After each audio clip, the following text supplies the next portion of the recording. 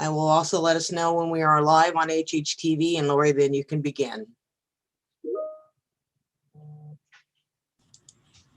Sounds good.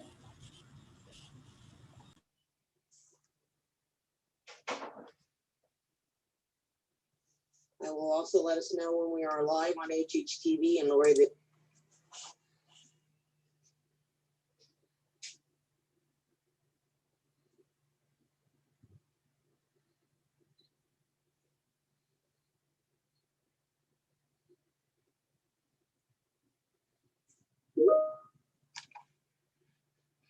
we are now live on HHTV. We may begin.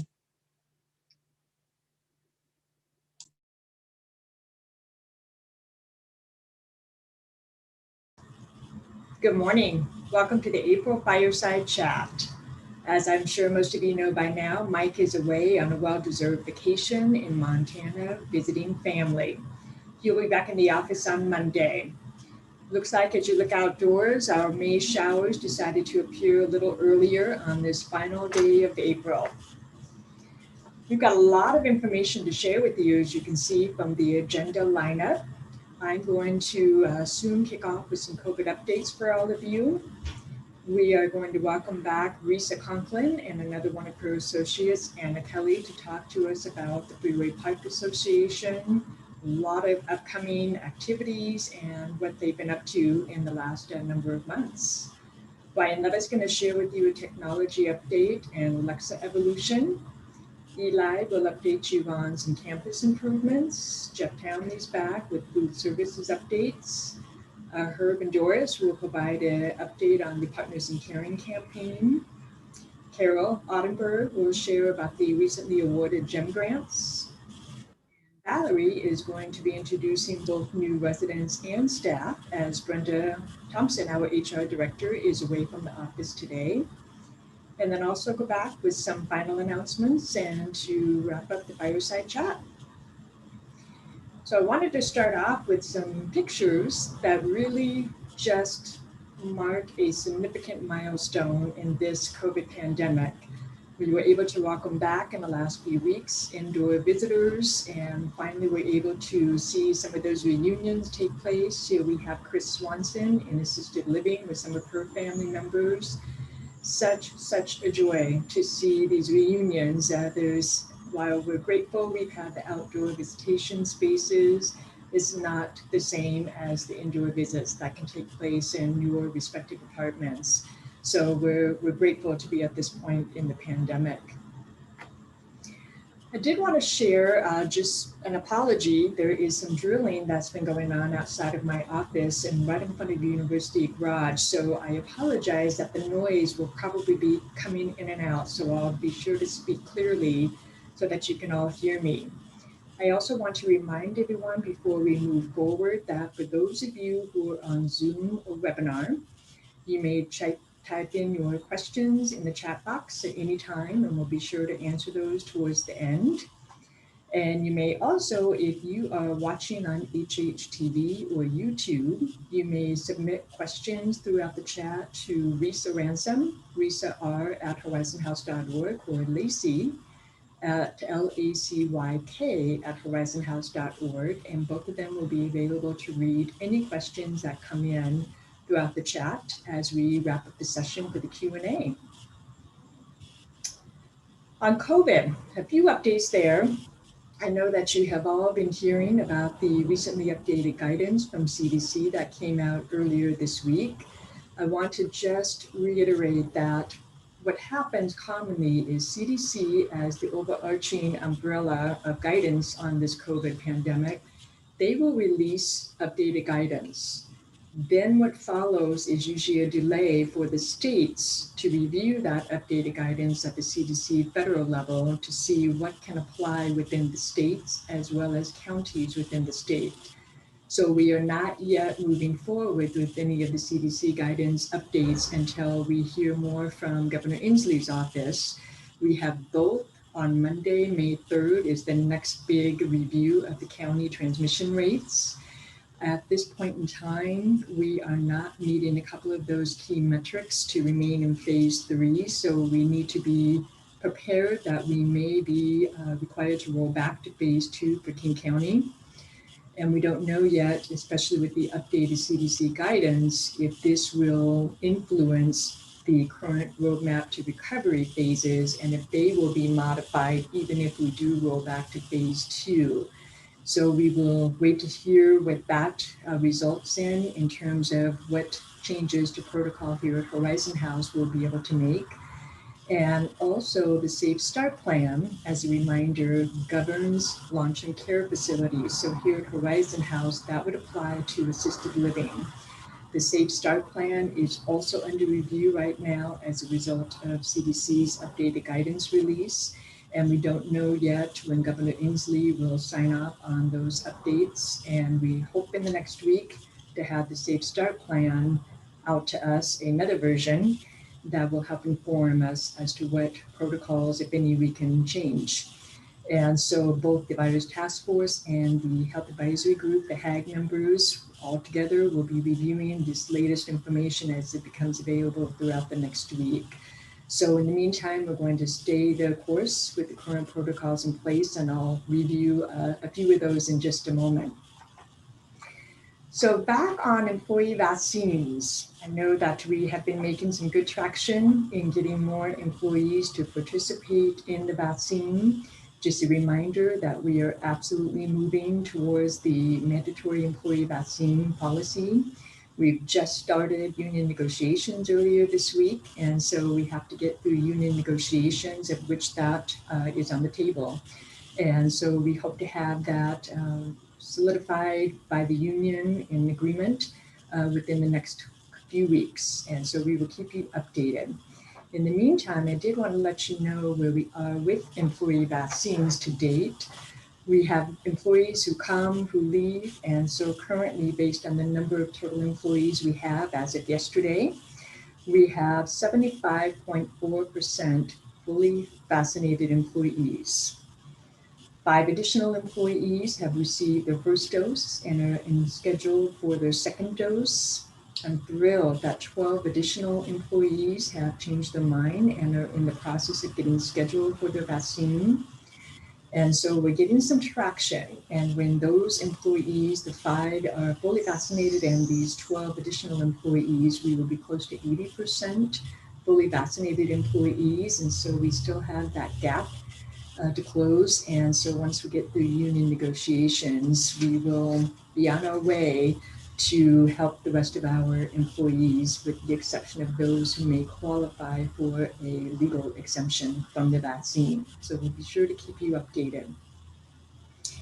In terms of the Virus Task Force, we did discuss and have decided that we will require our third-party direct care partner providers to be vaccinated as a condition of providing services to residents here at Horizon House. So those would be individual providers from our hospice partners, home health, outpatient therapy, which is Infinity Rehab here, as well as all of our home care workers. I personally have reached out to all of those partners by phone over the last week and a half and have spoken to representatives from Kaiser, Providence, Evergreen, Can Do, Seek Care, with a little help, some of those home care agencies. Carriage Home Health is a very common home health partner for us, as well as Infinity Rehab.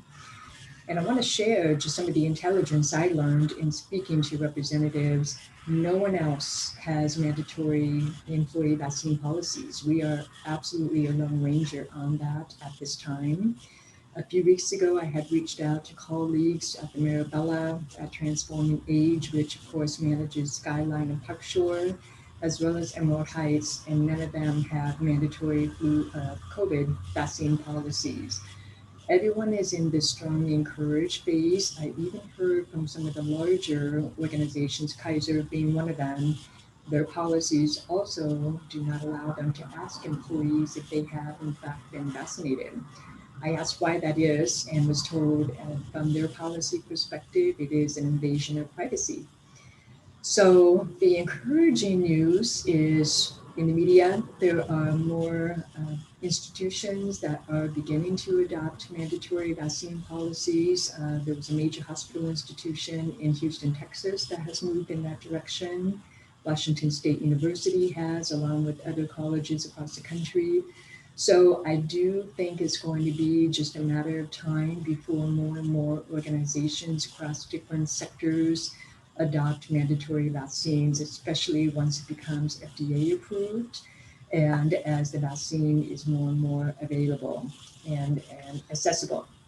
So that is good news. We are not going to be in the business in terms of our partners to specifically request proof of vaccine. We instead have prepared a written document that is out the door to all of our partner providers with hospice, home care, etc. And they will be attesting that they will only send their employees in who are vaccinated.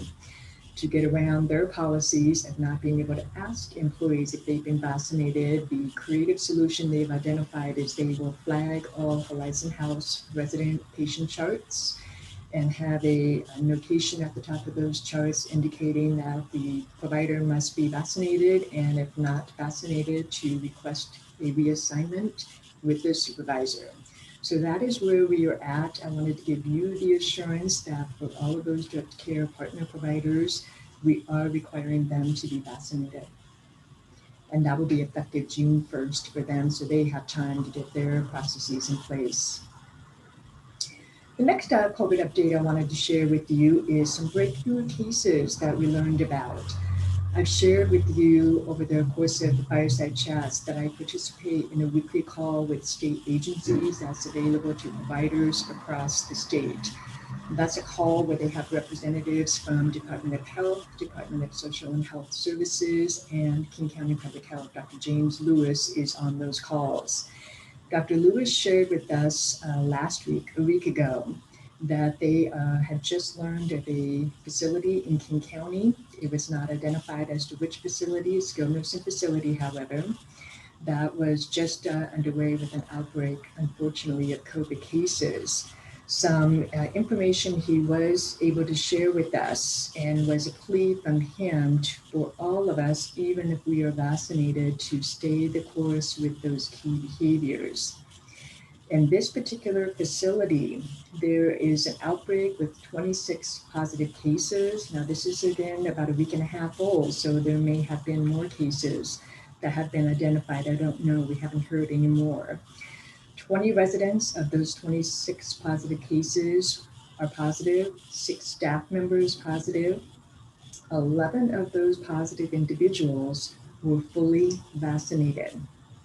2 were partially vaccinated, meaning they had had 1 of the 2 doses, and 7 of those infected were unvaccinated.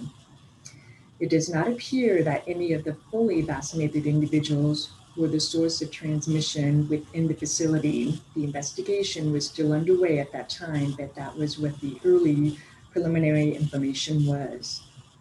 The fully vaccinated employees who were positive with COVID were experiencing mild symptoms. Thus, the goal of these vaccinations is to prevent deaths and prevent hospitalizations and to keep symptoms mild if infected after being fully vaccinated.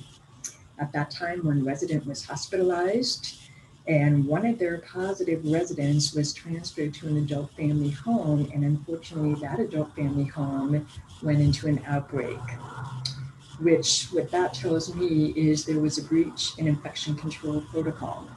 So there is an outbreak at that facility. They did not know at the time this was shared with all of us what vaccine those fully vaccinated individuals who were infected had had. And they did not know yet at that time what the source of introduction of the virus in the community was. A question was raised by one of the providers on the call about if this could have been introduced by way of a visitor, because keep in mind, we just recently reopened for indoor visitation. And Dr. Lewis said that they had not confirmed that yet in terms of their investigation. However, he was able to share with us that they did have confirmation that there were some unvaccinated visitors in the facility visiting unvaccinated residents, which is against the protocol that we are under by the state. And that is either the resident or the visitor must be fully vaccinated for the indoor visitation to occur. So that is unfortunate if it is determined that it was a unvaccinated visitor who brought that virus into the community. So the moral of sharing all of that is just to reiterate that we can't let our guard down even when we are fully vaccinated. And so we want to reiterate some of those key behaviors we request that we all continue adhering to, certainly until we learn otherwise as we hear more from the state next week. And that is to be sure you have your mask on, wearing them properly, of course, when you're out of your apartments. In common areas, public spaces, those masks should be on. If you're in meeting spaces in the Fireside Lounge, we've made it clear that you may have your mask down when you are actively eating or drinking. I do want to share that concerns continue coming in with regards to the Fireside Lounge and mask being down. Actively eating or drinking means when one is taking an actual sip. Once the coffee or tea or water beverage is placed down, we do ask that the mask go back on. I know it's not as convenient to take the mask up and down, but we're seeing long gaps of individuals in the Fireside Lounge who are not drinking and the mask are remaining down. So we just ask for everybody to help be mindful of that. We also request that you not move chairs and tables as they've been set up in the different spaces. That is to adhere to the social distancing requirement. Again, that may soon change as we hear more from the state in response to the CDC guidance, which does eliminate some masks and social distancing, but we're not quite there yet. So we do ask that you please don't move chairs and tables from how they've been set up. That would be a great, great help. And finally, assisted living visits. We're excited to share that, yes, those of you in independent living may go visit your friends and former neighbors in assisted living. Because we are under more stringent guidance from the state, Department of Health and Department of Social and Health Services, DSHS, we do require all visitors in assisted living, including those of you in independent living, to make a reservation. We do have an online reservation system, and that is located both on the Horizon House website as well as HH Connect. There is a link. It's pretty straightforward to navigate. Don't hesitate to ask if there's anything we can do to help support you in that. You simply go to the reservation system for assisted living. There are time slots available. You select. It is very explanatory, and then you get the confirmation of that spot being available immediately. Because, again, of the state requirements, all visitors to assisted living, including from independent living, must be screened. So we do need to require that for those of you who would like to visit, after you have confirmation of your appointment, before you go, please do go to one of the screening kiosks. That would be at reception or University Garage. Undergo screening before you go into assisted living for your visit. And just a reminder that those visits are to be held strictly in the residence apartment. And we ask that you not roam through the hallways or stop by to visit other residents. That is, again, very clear by the state guidelines that we must operate under for assisted living. So I know that some of those residents will be eager to see those of you from independent living. So please help yourself to signing up for an appointment to go visit. And I was asked by a resident, a final note on COVID, that to help the environment and our animals in the environment, a request for those of you with disposable masks, before you dispose, to please cut off the plastic on them, because they can get caught around the necks of animals, much like we are asked to cut the tops of the plastic rings that hold soda cans together. So I'd like to put that request out there for all of us to help our environment and our animals to make sure to cut through the plastic holders of our disposable face masks. That would be wonderful. So with that, a lot of information. Some of this will be repeated in today's weekly COVID communications, because I know this is a lot. And the key messaging is to be assured that both the HAG members and Virus Task Force will be on point next week to review all of the updated guidance as we learn more from the state. And we'll be sure to get those communications back out to all of you as we learn more. So thanks so much. I'll be back later to wrap up the Fireside Chat, and I'm really excited to introduce and bring back Risa Conklin from the Freeway Park Association, and she'll be joined by one of her associates, Anna Kelly. Thanks so much. Risa, take it away.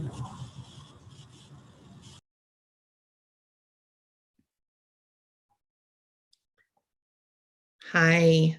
Thank you so much, Lori. That was such great information, and really, I think, reminds us that we are very much still living within this pandemic. And one thing that has remained true this whole year is that our parks and our public spaces are truly places where we can safely come together with, following the proper public health protocols. And we've really seen that in Freeway Park this year. We've seen you, Horizon House residents, using the park regularly. We've seen you reunited with grandchildren. We've seen you taking your walks, getting fresh air and exercise.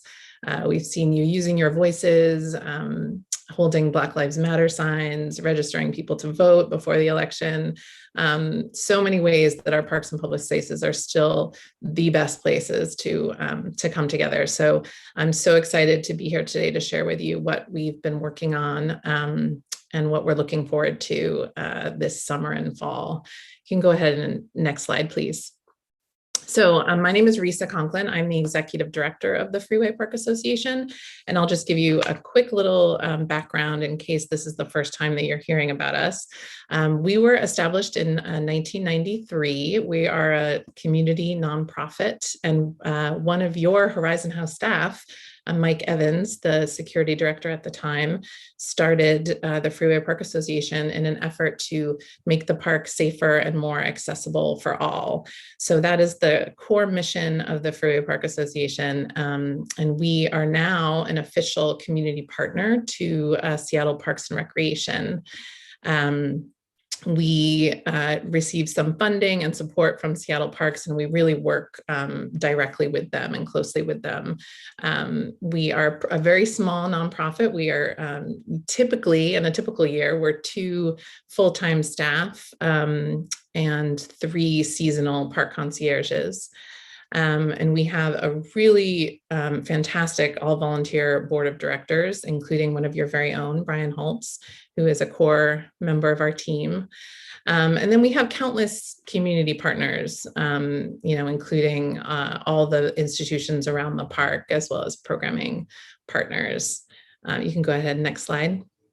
And our work really comes together in 4 different ways. We do a lot of advocacy and stewardship of the park, working with the Parks Department and building a team of advocates, a team of community partners.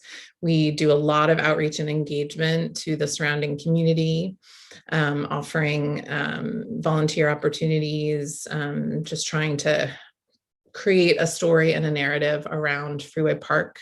It's a hidden place, and that's one of the reasons that it feels less safe to a lot of people. So a big part of our work is to just tell our story to both Seattle and the region, because it truly is a regional destination for people. The biggest part of what we do and what we spend most of our funding on is programming and activation. And Anna will talk about what we're thinking about for this coming year. And lastly, we also do a significant amount of community-based planning along with the Seattle Parks Department. Next slide, please. So that comes in a lot of different forms. We've done a lot of fundraising for small projects throughout the park. So we were responsible for fundraising for the pedestrian scale lighting, the widening of the underpass, some historically significant projects for Freeway Park. And our most recent project that we're working on is a capital improvement project that's being led by the Parks Department, but funded by the work of the Freeway Park Association through advocacy with the Convention Center. We were awarded $10 million for a capital improvement project.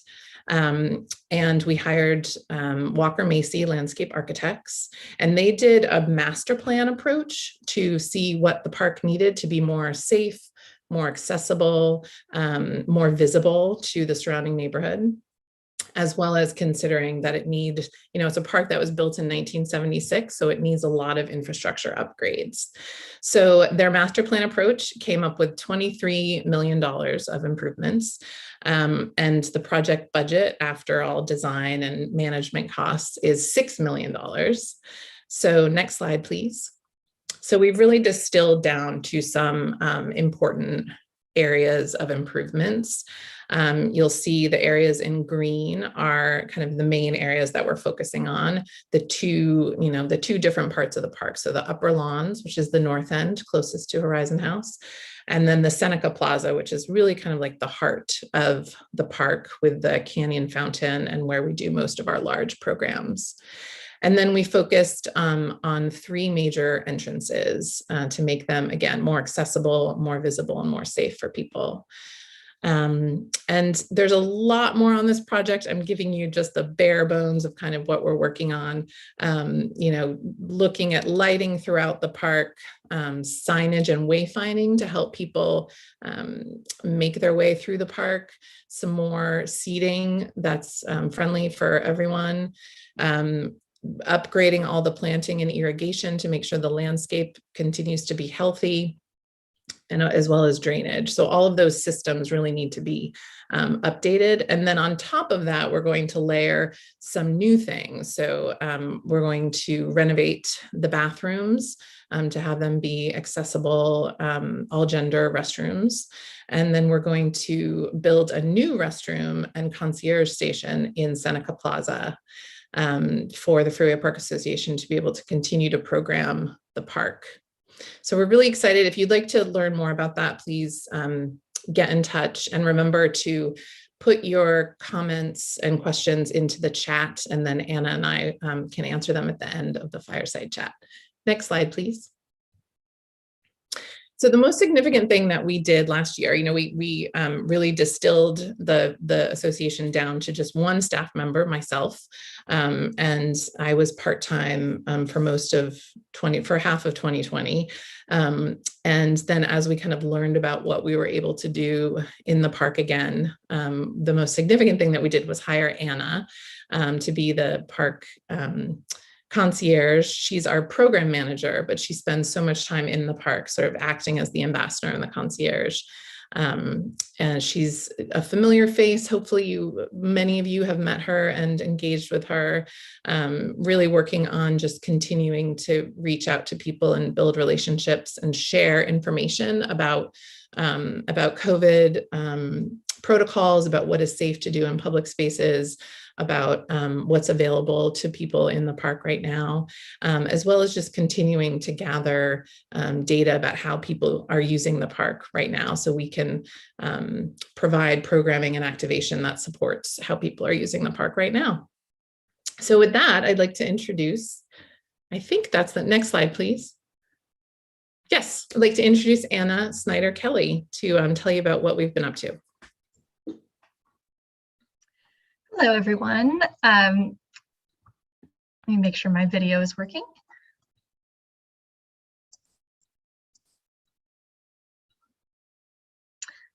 All right, so I wanted to start with talking about some of the COVID response that we've done this past year. Really wanted to get some signage out to make sure people felt welcome and excited to be back in the parks once it was all safe. And so we've got the signage out encouraging safe gatherings, new ways that you could use the park in light of COVID. We've also had hand sanitizer, masks, water, all available in the park. And through the cold winter months, we provided cold weather kits to help people who are sleeping outdoors be able to stay warm. That included emergency blankets and some hand warmers. We're also working to get a hand washing station get a hand washing station in the park so that we're able to have that opportunity for people to wash their hands whenever they're walking through the park. Next slide, please. All right. In light of really the number of people who are under-sheltered, who spend time in the park, we've been working with REACH, outreach and social services organization, to meet with people where they are, which is in the park. So the last few months, they've come twice a month to provide people with meals, food, water, warm clothes, and they also build relationships with people who are living outdoors and find out specific needs that they have. So, for instance, just yesterday, I met with them in the park, and one of the men who lives there, or he doesn't live there, he spends most of his days in the park, had been looking for new shoes and a bag to help him carry his belongings, and they were able to find something for him, and now he has a nice bright white pair of shoes. So next slide, please.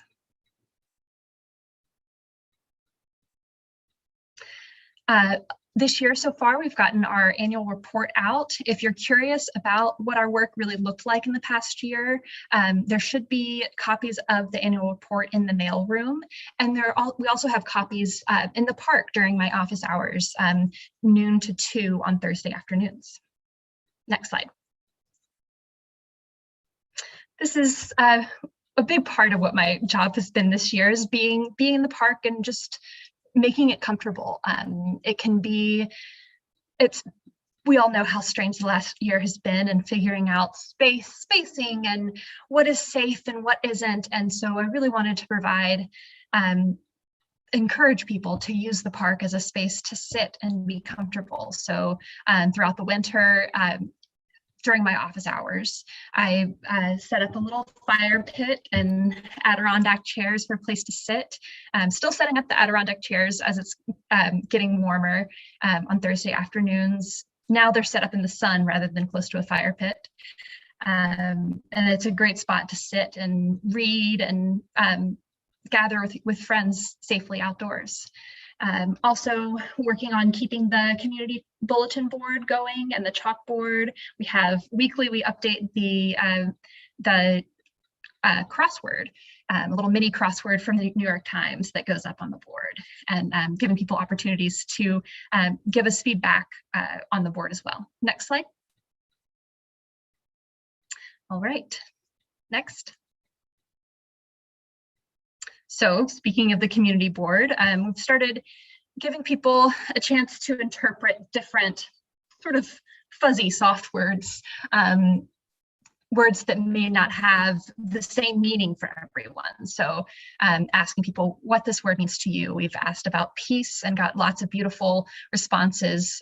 In this picture you see in the P, someone wrote this beautiful essay about seeing their children become independent and seeing them grow up to be strong people as something that gave them peace. Now we're asking you about what hope means to you. So feel free to stop by in the park. We have some chalk out front, and let us know what hope means to you.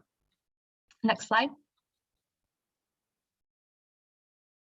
Also, this past month, we've had this program called Love Freeway Park, where I've made these little tiny hands signing "I love you" as love notes from the park, from Freeway Park Association, and I've had such a great time hiding them close to all of the new things that are blooming in the park.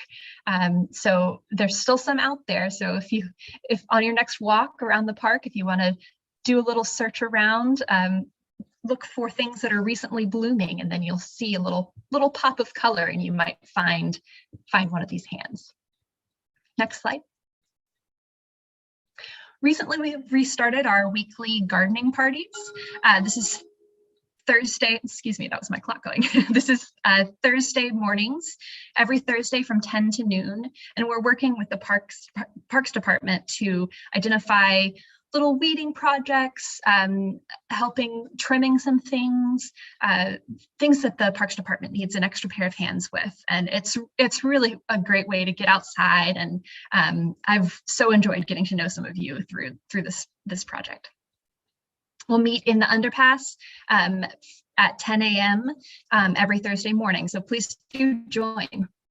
All right, coming soon, we have a couple of new installations coming a week from Thursday. So not the 6th as it says here, but on the 13th, we'll have a new program starting called Field Guides. And we've worked with a local choreographer and sound designer to create these audio guides that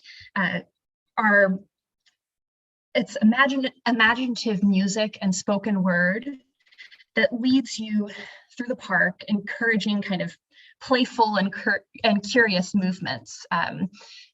We're really excited about this. There'll be signs set up throughout the park, and you'll simply go up to the sign with a phone and take a picture, scan the QR code, and your phone will start playing the guides through the park.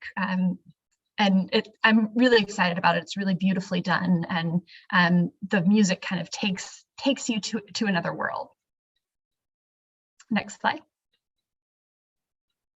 Also coming soon, this will start in June, we have the Utopia project by Vladimir Kremnovic.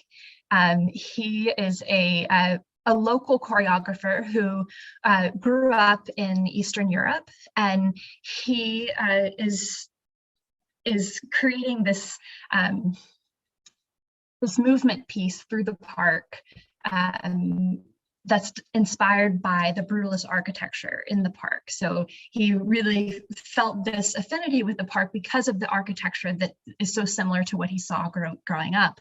And this is intended to be a long creation process where members of the public are encouraged to come interact with the people who will be in the park creating this piece.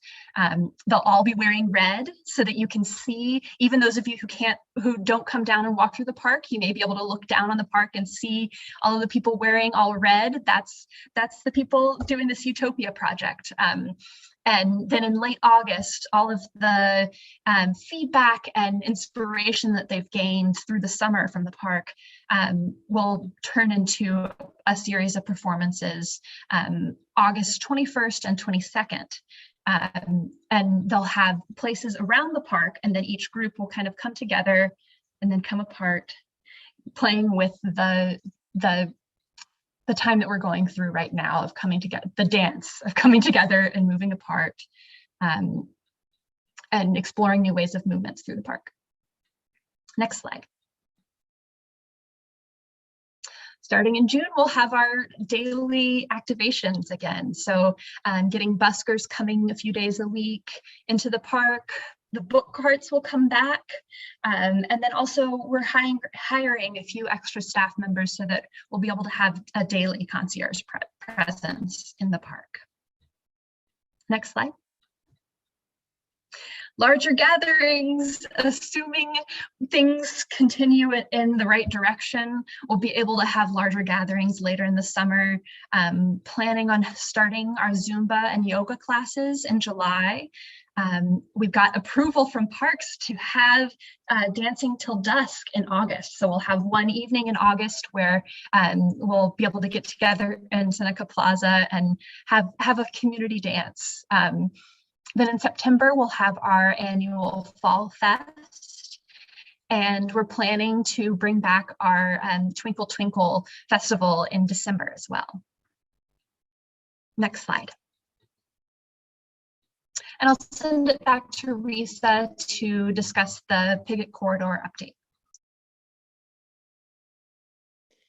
Thank you, Anna.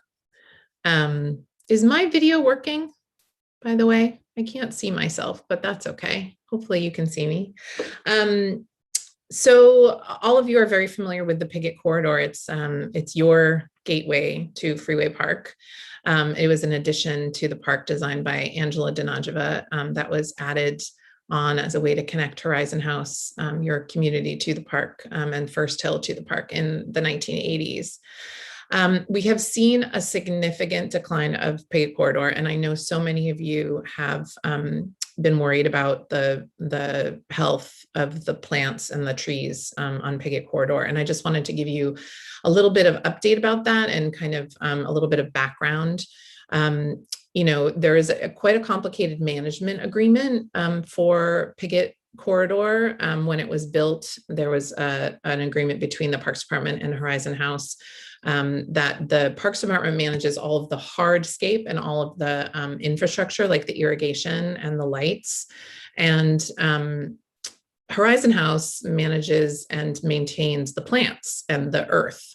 So that is, we're kind of rediscovering that agreement recently, and have been working with leadership at Horizon House and leadership at the Parks Department to kind of understand and revisit that agreement to make sure that it's working for everyone. Because, over a year ago, maybe even a year and a half ago, the irrigation was broken, and therefore the plants started to die. And the Parks Department, because 2020 happened, they had to reallocate so many resources to essential services that all of that deferred maintenance and a really hot, dry summer led to some significant die-off of the plants on Piggott Corridor.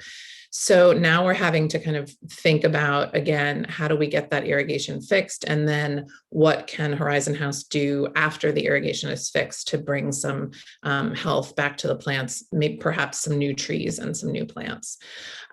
So we're talking about that, and we're already seeing some great improvements. Anna and I now talk regularly with the crew lead for Freeway Park, and he is extremely responsive and sent a team of people to the park on Thursday to clean up the fountains, and with help from us, we were doing a big weeding party on Thursday.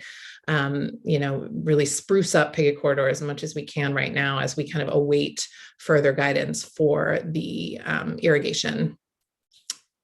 Next slide, please. Oh, here we go.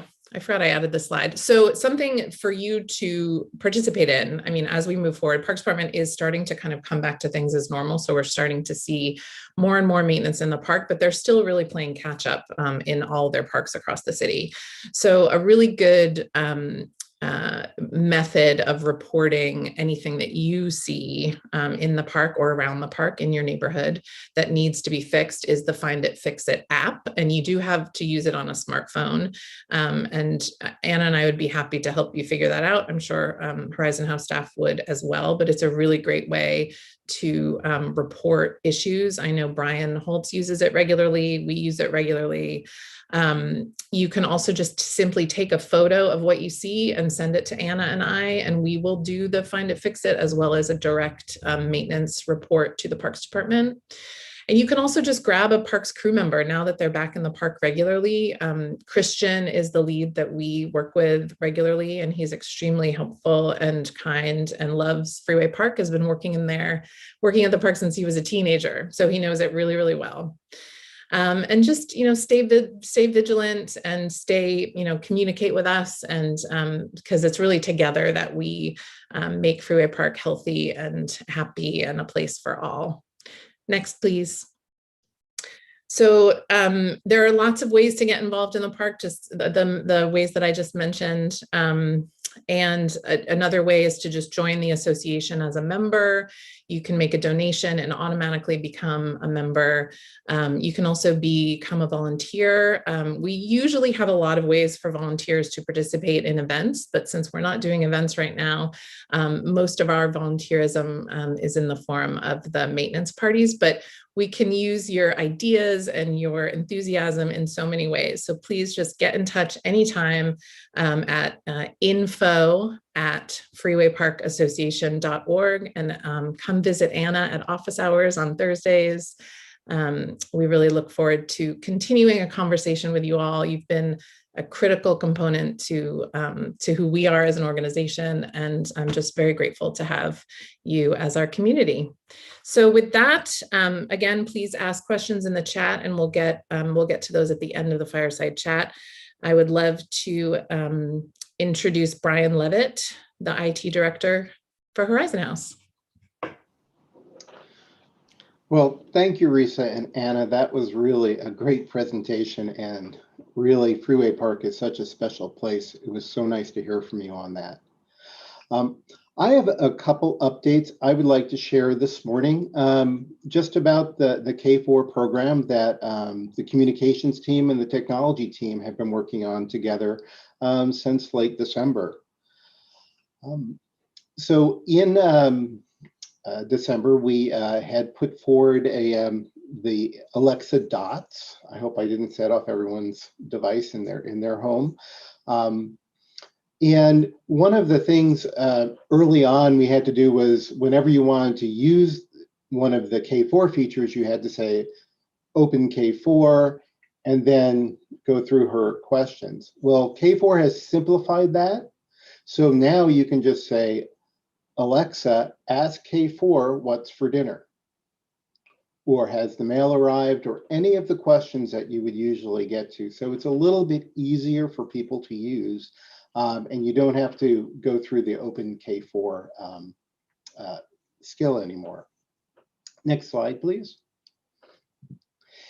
The next thing I wanted to talk about is an update where we can put a K4 on your personal device. So originally, they had to be on a managed device that came from the K4 company. Now they've opened it up so you can add it as a skill, what Amazon calls a skill, on a device you own yourself. We're not quite ready to get this turned on. We have to do some work in the back end to make sure this will work well for everybody, but you will no longer need to have a device that we provide. You can put this on your own Alexa-powered device. So, and we hope to have that out for you by the end of May. Next slide, please. And then the last thing I wanted to talk about this morning with K4 is what is the app that will be coming soon. So they have an app that's available that you can use on a mobile device or on your computer through a web browser. And through this app, you can get access to all the events calendars we have going on. You can actually choose to add an event to a list, so you have a list of the ones that you want to go to during a week. You'll be able to see the description and all the information about the event happening right there.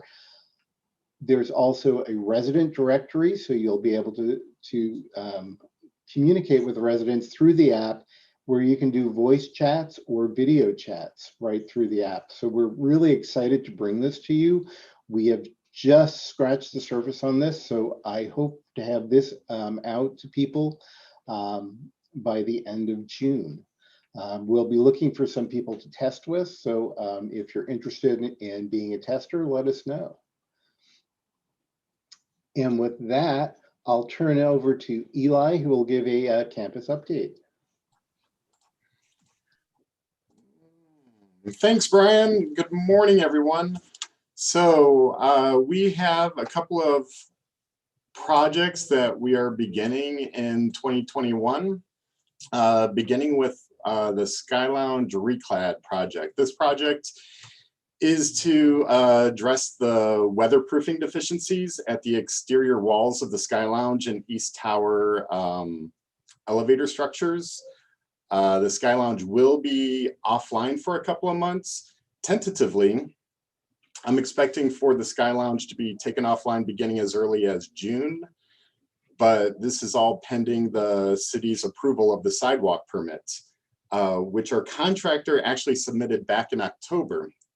Ideally, the permit would have been reviewed and approved within 3 weeks, but due to COVID, the department, the city's department is all working from home. Contractors can't deploy their normal tactic of camping out in the lobby of that department to make sure that it's approved. So we're waiting anxiously for that approval so that we can begin this project. Again, Sky Lounge offline as early as June, but we're still waiting for that sidewalk permit approval. The next project, Anderson Hall, Methuen is currently designing new interior finishes, lighting, audiovisual, and acoustics for Anderson Hall. They are working with the event support committee to ensure the space is optimized and that all of our functional needs are satisfied. We plan to take Anderson Hall offline and begin the construction phase as soon as the Sky Lounge is back online, hopefully by November. The construction phase will take a couple of months. Once Methuen finishes the design, Anderson Construction will be able to develop the construction schedule, which will give us an accurate idea for how long Anderson Hall will be offline. Let's see, and then also the corridor refresh of the Central and East Towers. This project is expected to be well underway this year, pending, COVID risk. A major scope of this project will be to revise the lighting layout in the hallways, which will eliminate the shadowing that the Central Tower residents have been experiencing. I have heard concern from residents that this project will cause hallways to be too bright. No, the project will cause the hallways to be very even with lights. The brightness in the end will be adjustable. A construction start date has not yet been determined. The work will be disruptive for residents on those floors and involve many contractors, to ensure dust is controlled and that the areas under construction are tidy and safe for our residents. So again, it's due to this heavy contractor presence. We don't want to begin this work in our common areas until we feel relatively safe from COVID risk. So beyond what I've mentioned today, we also have many more smaller projects that are pending or are already underway. So if you see a portion of the campus that is that you would like refreshed and you're wondering why it isn't, feel free to leave me a voicemail or send me an email, stop me in the hallway, and there's ideally it would already be in being planned at some point, or perhaps it may already be underway. And if you have any questions, I believe you can ask them in the chat and I'll be around at the end to help finish. So next, after me, is Jeff Townley with the dining manager for food services updates. Yeah, good morning, everyone. Hope everyone's having a good day so far. Just wanted to provide you with a few things with dining services and what's going on. Start with some of the events we've had over the last few weeks. We had a really nice Easter brunch back at the beginning of the month. I had some nice decorations. Oliver always putting that great display out front. I love that picture with the resident taking a picture of it. He just always puts up some really great displays out there, and so we'll definitely keep that up. Earth Day was a big hit as well. That was our biggest night so far in the dining room since we reopened it. We had about 78 people dine with us that night and had every single table taken, which was really great to see. The food was fabulous. We had the sustainable Dover sole, a lot of fresh spring ingredients that Chef Steve used in that dinner that night, and everyone really, really enjoyed that. So that was really nice to see. Next slide, please. Online reservations. We started that several weeks ago, and that has been really successful. Every week we kind of see more and more residents being able to make reservations through the little widget on HH Connect. It's definitely working very well. Obviously, if there's any questions, concerns, you're having issues with it, please reach out to me or Barry. We can definitely help you get through all of that. But yeah, we really like how that's going, and it's really helping with lunch as well. We're starting to see a little more increase in our reservations at lunchtime. And I'm not sure if everyone was aware that we're open for lunch, but we definitely are. So brunch, lunch, and dinner. So get on there, make a reservation, and let us know if you have any questions about it. Go to the next slide. And we got some upcoming events. You might have seen in the mail room yesterday, we posted a flyer for Cinco de Mayo. We are doing a lunch menu that day. It'll be a walkthrough event in the dining room.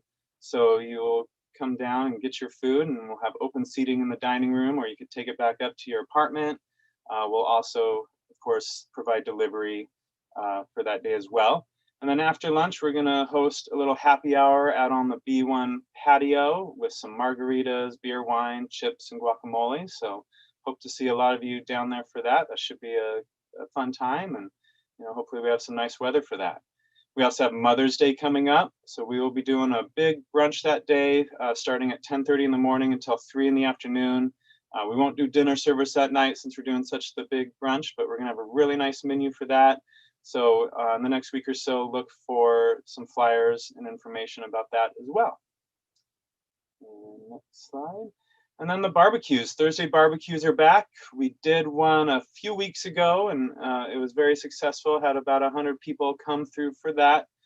Starting next Thursday, we will be trying to make that a regular occurrence every Thursday.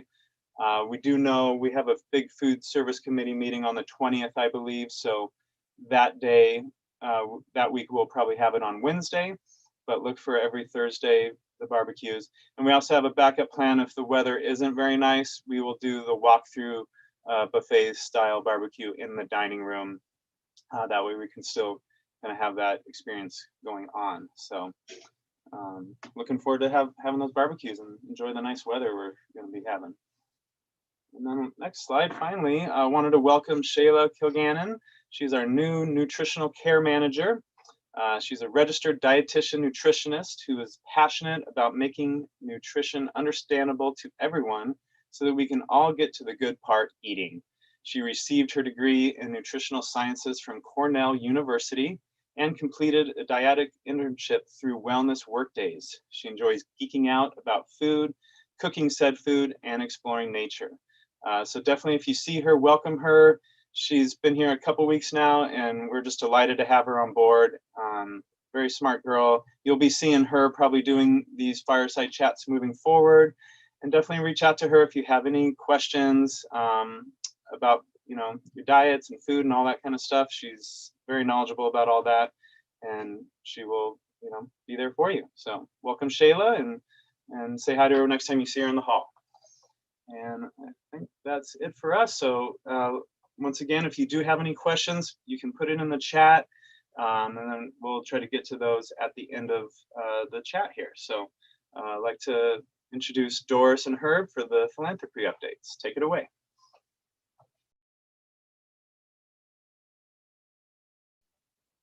Thank you.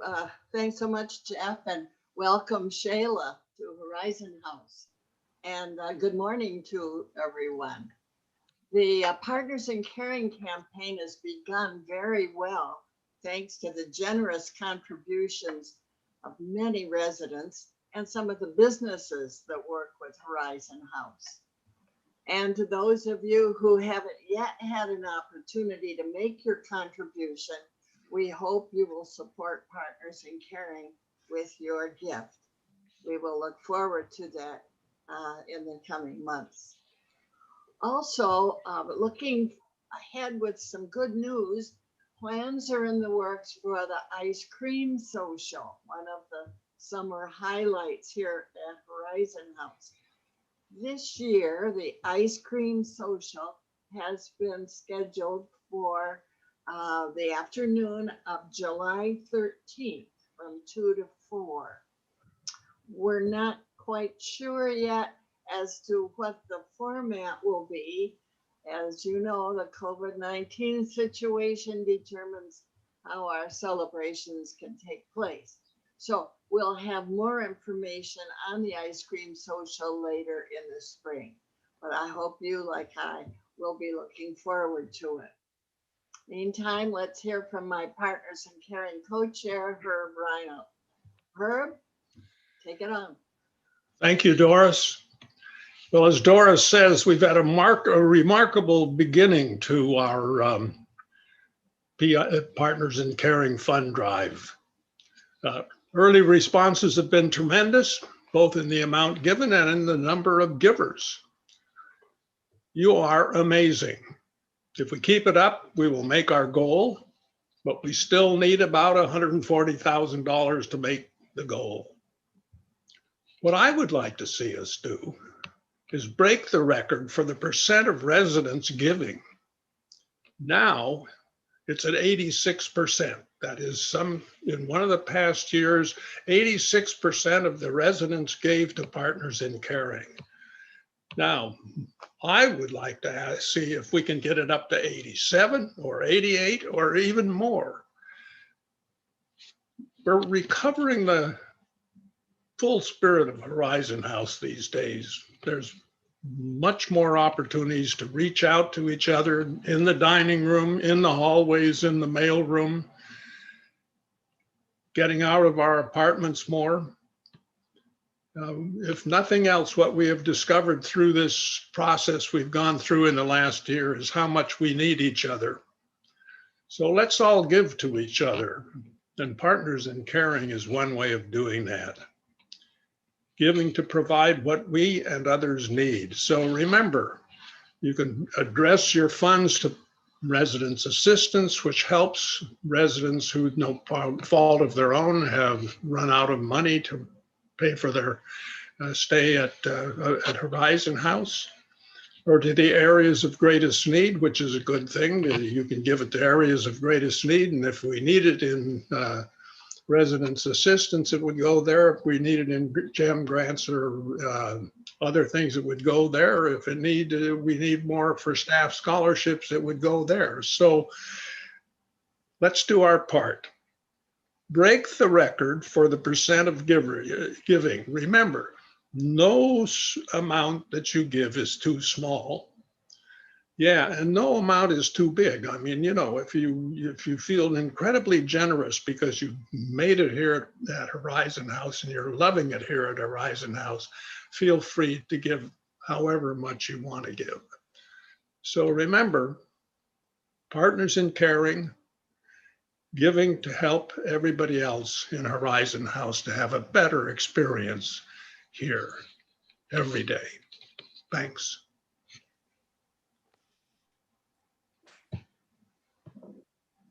Hello, everybody. Good morning. Thank you, Herb. Thank you, Doris.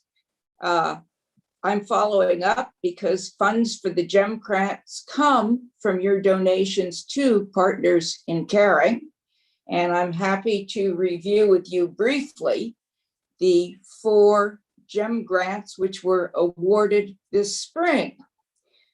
I always enjoy the diversity and character of GEM grants, reflecting the character and diversity of Horizon House.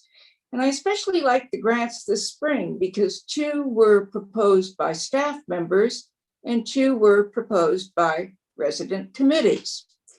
Briefly, Wellness with Matt Morse is going to propose new gym equipment, replacing a broken incline bench, and also adding some weights and bands, which, if you remember a year ago when we were all locked in our rooms, Wellness brought us weights and bands to use. Some of the weights have stayed in apartments because people like the exercise videos. The bands can't be returned, and so we're going to have some new things. Second on the slides is the Sewing Room Committee. The members come in all shapes and sizes, and they needed adjustable chairs for the different sewing stations there. We all know how much the Sewing Committee does for itself, for us residents and for the greater community of disadvantaged people with their sewing projects. So that's really wonderful project, and they will have adjustable comfy chairs. Our new care coordinator requested a rolling whiteboard. I had to be told what that was. You can write on it and erase it, write on it, take a picture of it, and then erase it, to be used for meetings and events. And it will be used just not by Erica, who proposed it herself, but by other staff members and resident groups also. Finally, a revitalized ping pong committee, see what I mean about diversity and character, wanted to get a better ping pong table than the one which is on the B1 level next to the pool table. And that ping pong table will remain for use by casual players and grandchildren when they can come to visit. But the ping pong committee wanted an A1 ping pong table, and the GEM grant will give them that, and it will be placed in the West Wing game room, where they have already scheduled time on a weekday afternoon where they can get it. And I'm beginning to look forward to the Seniors Olympics, when we may have a Horizon House team someday. GEM grants come around twice a year. I encourage you to start thinking now about the next round of GEM grants proposals, which will take place in the fall. If you have any questions, you can write them now for the end of the meeting, or you can call Ruth Ann for it. I would like to now introduce Valerie in marketing. Good morning. Thanks, Carol. Good to see you.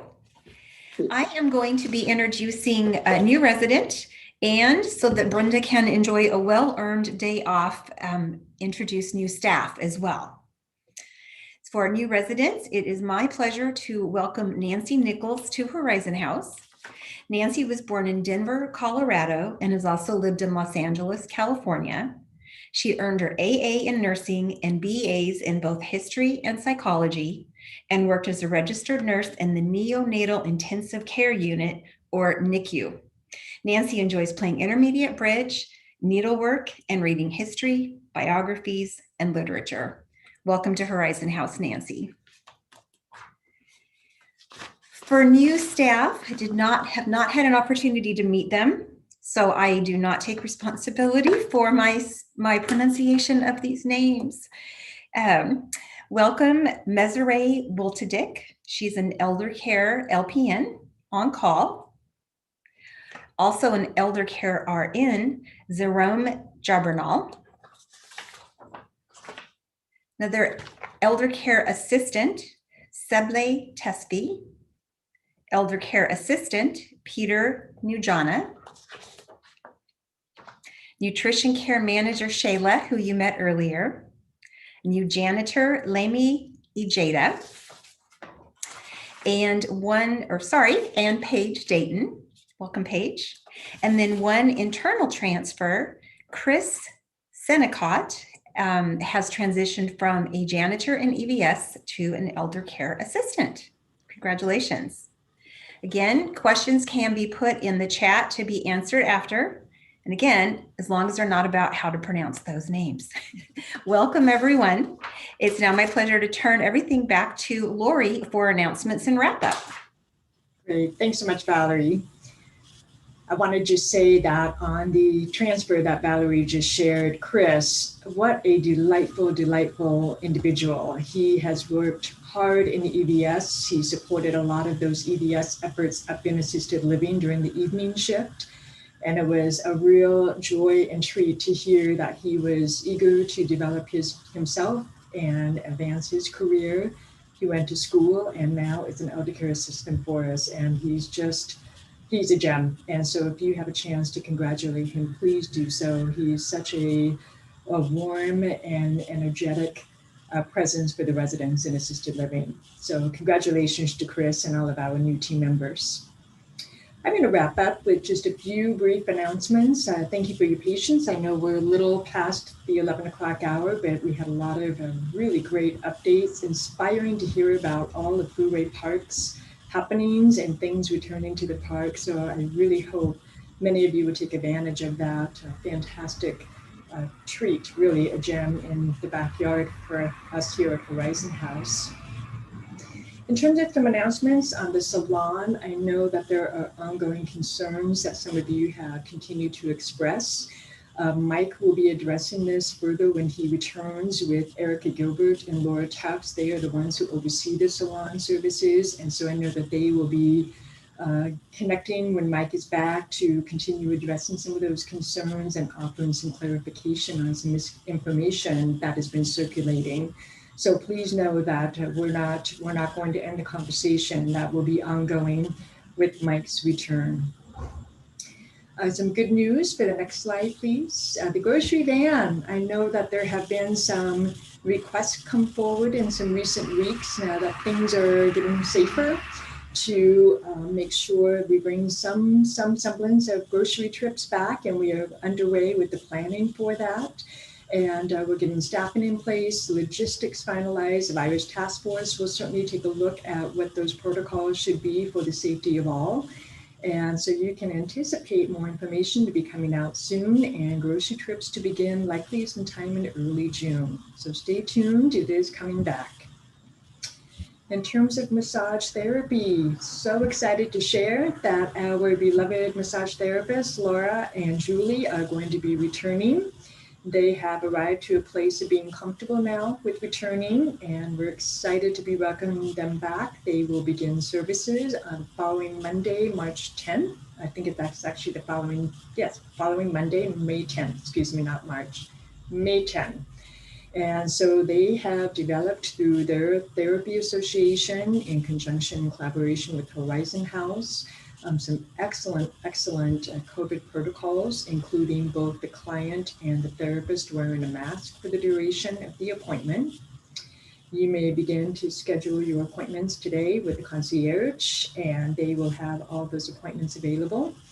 And they are planning to resume those services in the same space on B1 they were using prior to the closures. So that B1 space across from the little city nook, that's where they will be offering those services. Another exciting development that is coming back beginning next Tuesday will be the pool locker rooms. So those locker rooms, changing rooms will be reopening next Tuesday. They will be managed by the wellness staff members just to ensure we don't exceed the capacity as residents are coming and going. So the wellness team members will provide you access before and after your appointments. And Matt certainly can speak to those of you using the pool and how those logistics will work for your access to the pool changing rooms. So some exciting developments coming. National Nurses Week, we mentioned this and Mike shared this last month. We want to just restate it again. National Nurses Week is coming up beginning May 6th through the 12th. Virginia Mason has been in contact with me. They are putting some things in place to really honor and recognize their nurses for all of their hard work. They would love to see some of our residents stand out outside. They have been observing many of you who have been out with the Black Lives Matter signage, and that's inspiring to them. And so Virginia Mason Management's reached out to me asking if there was any possibility some of you would be willing to create some thank you signs for the Virginia Mason nurses and show your display of appreciation beginning May 6th and on Friday as well of next week. And this is another way for us to express our gratitude for all of their work in providing us with that early access to the vaccines for COVID. So that would be wonderful if a few of you would be willing to present with some signs of gratitude. And the next slide, please. We have coming up next month in May, some small group sessions. Those will be virtual. Hopefully this will be our last virtual and we can come back together in person before long. But in the meantime, you can sign up with Beth Reese and she would be happy to schedule one of those time slots for you to join the conversation. And certainly if you have any agenda items or specific topics you'd like us to speak to, let Beth know and we will plan accordingly. Next slide, please. Certainly if you have future topics, let us know. You certainly can relay any of those requests to Laura Tufts, our Director of Marketing and Communications. And some of these you've seen already, just a reminder of some of our bright spots from the last month, the Easter celebration, and of course, Oliver's just amazing creative talents that really show through in those displays. It's truly a delight for all of us to see that. And once again, featuring the barbecues that have made a return. We'll hope for the good weather to be able to have those going through the summer months on Thursdays. And a reminder of our next Fireside Chat will be coming up on Friday, May 28th at 10 a.m. And finally, we come to the conclusion where we welcome any of your questions or comments. For those of you who are on the webinar version of this chat, you may type in your questions in the chat box, and Risa or Lacey will read those, and the appropriate team member can step up and answer. You may raise your hand if you are on the webinar by selecting your raise hand. I believe we'll need to see the visual of the person raising the hand for us to identify who that is. And once again, if you are watching from HHTV or on YouTube, you certainly can enter your questions via email to risar@horizonhouse.org or laceyk@horizonhouse.org. So with that, I will turn it over to Risa or Lacey to offer us what questions there may be. Thank you, Lori. So it looks like we have a few comments in our chat box. One that says that the salon was a concern. One is very delighted about the grocery bin. I know several residents are. And then another one was, will there be input from residents about the salon? That's a great question in terms of the salon, unless Erica or Laura, who manage the salon, have more input on that.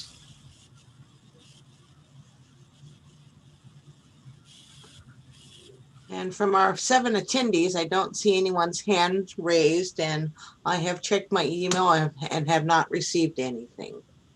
Thank you, Risa. Erica or Laura, if you are on the call, is there any, since you're working closely on the salon, any additional input you can offer, or would this be brought to the table once Mike returns? I do know that Mike will be following up with a lot of residents on Monday once he's back. And just to, I'm available if you guys have questions. If you want to come to my office or if you want to stop by and ask me questions, I'm available to you. I may not be able to answer all of those questions, but I will answer the ones that I am able to and point you in the right direction to make sure that your concerns are heard and followed up with. We love Lisa, we love Han, we want to take care of them just as much as you guys do. And so we're working all of those things out with each of those individuals as we move forward. So. Thank you, Erica. Any other questions or comments, Risa or Lacey? I am not seeing any, Lori. All right. I think on that note, we will plan to bring the Fireside Chat to a close. I wish you all a wonderful, wonderful weekend. And since we won't gather again until later in the month, I want to wish all of you mothers and aunts and grandmothers, surrogate mothers, a happy, happy, joyful Mother's Day. Take good care.